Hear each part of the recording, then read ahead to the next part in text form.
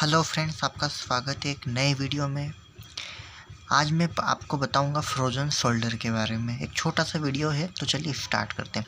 Frozen shoulder, जिसको हम adhesive capsulitis off shoulder, जैसे कि इसमें आइटिस लगा हुआ है लास्ट में, यानी कि इन्फ्लामेशन। अब फ्रोजन शोल्डर आगे हम देखते हैं इसमें क्या होता है। तो it is characterise by stiffness and pain in shoulder joint, यानी कि जो शोल्डर जॉइंट होगा उसमें आपको क्या मिलेगी, एक स्टिफनेस और एक पेन मिलेगा। क्यों होगा? क्योंकि हमने जैसे कि कहा यहाँ आइटिस लगा है, जहाँ पर भी आइटिस लगा होता है उसका मतलब होता है वहाँ इन्फ्लामेशन है, यानी कि यहाँ इन्फ्लामेशन है, इसलिए हमको क्या मिलेगा, स्टिफनेस एंड पेन मिलेगा।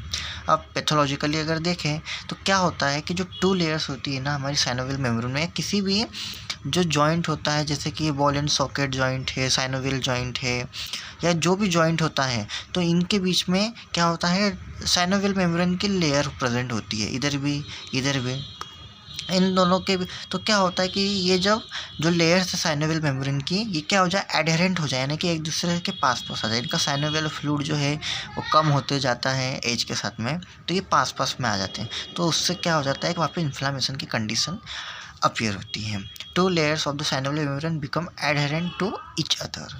एज 40 to 60 ईयर्स में नॉर्मली दिखेगा, और अगर हम ऐसे बात कर ले तो वुमेंस में बहुत ज़्यादा दिखेगा देन मेल।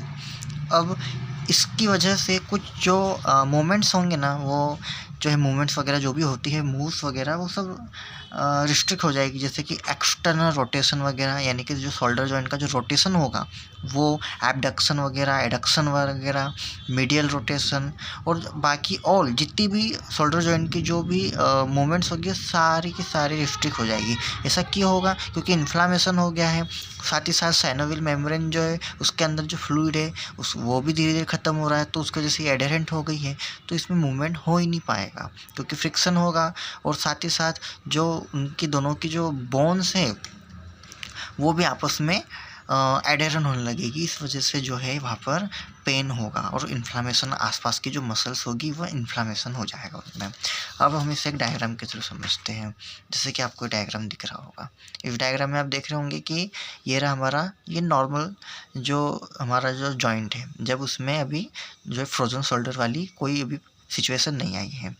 तो ये रहा क्लेविकल, ये रहा एक्रोमियन प्रोसेस, ये रहा उसकी जॉइंट जो कैप्सूल है, ये पूरा यहाँ से ये रहा पूरा, जिसको हम ग्लिनोह्यूमरल जॉइंट भी बोलते हैं, क्योंकि ग्लिनोइड कैविटी और ये ह्यूमरस, तो इसके बीच में ये जो आपको मसल्स दिख रही है, ठीक है, तो इस मसल में जब क्या हो सकता है कि इन्फ्लामेशन हो जाए, यानी कि जैसे अभी मैं इसको एक रेड कलर से आपको बताऊँ, तो जैसे ये जो है यहाँ पर क्या हो जाए, इन्फ्लामेशन हो जाए, ये पूरा इन्फ्लाम हो जाए इतना पूरा एरिया, तो वहाँ पर क्या होगा, पेन होगा।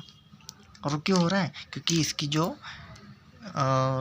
वो है साइनोवियल मेम्ब्रेन है, वो उसका फ्लूइड ख़त्म हो रहा है, इस वजह से यहाँ पर क्या हो रहा है, मूवमेंट्स रिस्ट्रिक्ट हो रही है, और यहाँ पे क्या हो जाएगा, इन्फ्लामेशन हो जाएगा।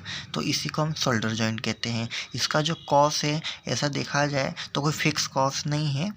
कभी कभी ज़्यादा मूवमेंट न करने की वजह से, या कभी कभी बहुत ज़्यादा मूवमेंट की वजह से भी ऐसी कंडीशन हो जाती है, और एज के साथ में बढ़ते जाती है। इसका जो ट्रीटमेंट है, इसमें सिम्टोमेटिक जो भी इसमें लाइन ऑफ ट्रीटमेंट होगा वो यूज़ किया जाता है, और बाद में जो है इसमें कुछ जो है इंजेक्शंस वगैरह भी लगते हैं, कुछ हार्मोन्स कुछ स्टेरॉइड वगैरह के, तो उसके भी इंजेक्शंस लगते हैं। तो इसका सिम्टोमेटिक ट्रीटमेंट इस तरह से होता है।